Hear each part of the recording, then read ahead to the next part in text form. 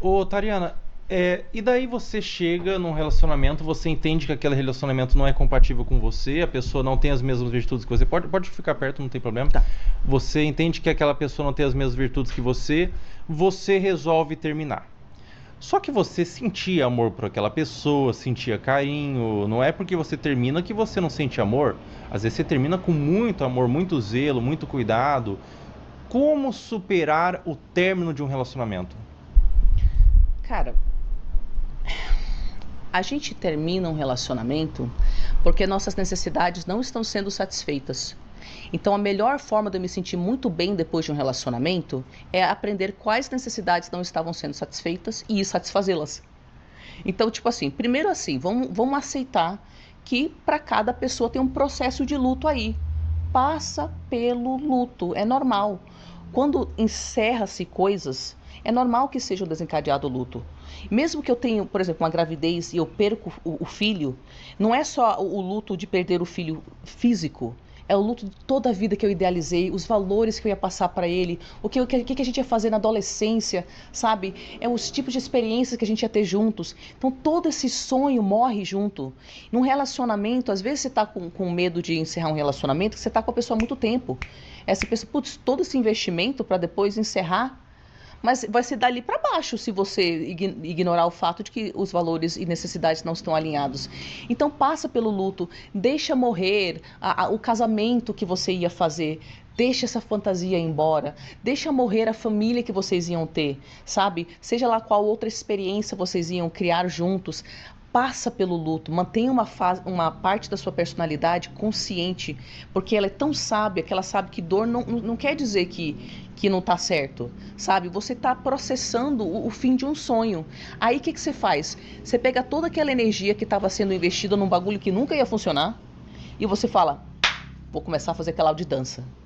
Vou começar a trabalhar até 3 horas da manhã, que eu não podia quando eu tinha um namorado, porque esse canal de YouTube vai funcionar, porque eu vou passar nessa prova, porque eu vou ser juiz assim. E aí você pega toda essa energia e você tem clareza de que você se pergunta: como que eu posso investir essa energia nas minhas necessidades de forma que valha muito a pena o término desse relacionamento? E você faz por onde? Puxa vida, muito forte o que você falou de deixar morrer essas falsas esperanças que você tinha, que ia ter uma família linda com a pessoa, mas será que aquela pessoa é a pessoa certa? Você deixar morrer todas essas coisas para você reiniciar a vida, reviver de forma diferente a ponto de você buscar os seus objetivos, é isso? É isso, e te falo mais uma coisa: as pessoas mais felizes na vida são pessoas que têm muitas mortes em vida. Porque a realidade é que a vida vai te convidar de vez em quando a morrer. Caramba. Ou você ignora e você morre por dentro, e aí você fica no automático, naquele emprego 30 anos. Você já viu uma pessoa morta? Sim. É porque ela não passou pelas mortes. Puxa vida. Porque do outro lado da morte tem um renascimento. E quando a gente não reconhece que a vida está pedindo para a gente deixar aquilo para trás, e é muito desconfortável, porque não é só a morte.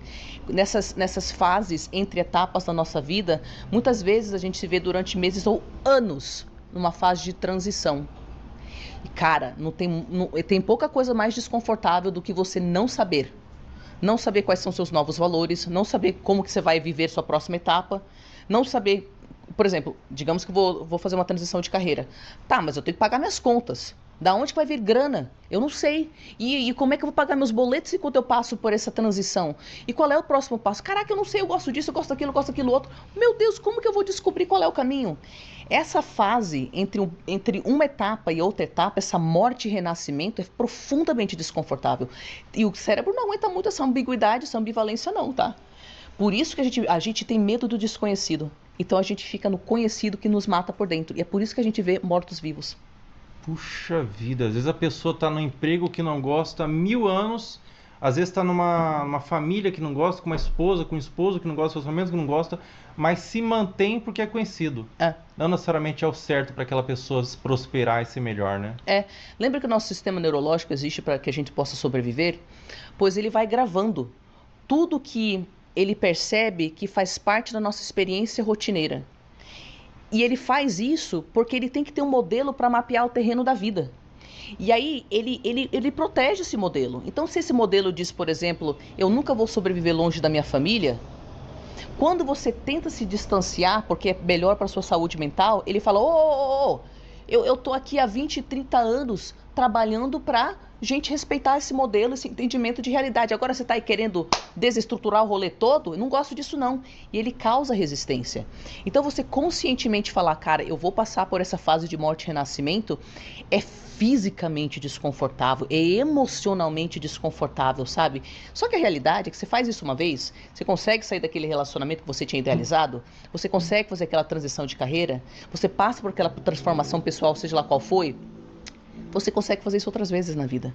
E a vida, de tempos em tempos, lá de 8 em 8 anos, de década em década, ela vai falar: ô, teu modelo antigo não serve mais. Porque eu, que sou a parte mais sábia da sua personalidade, tenho um plano muito maior para você do que você com a sua mentezinha aí consegue imaginar. Então, filho, para você chegar nisso aqui, você vai ter que deixar isso aí morrer. Caramba, pega a chave aí, pessoal. Pega porque é muito importante isso, né? Às vezes é preciso a gente fazer coisas que são muito dolorosas para a gente ir para o próximo passo, né?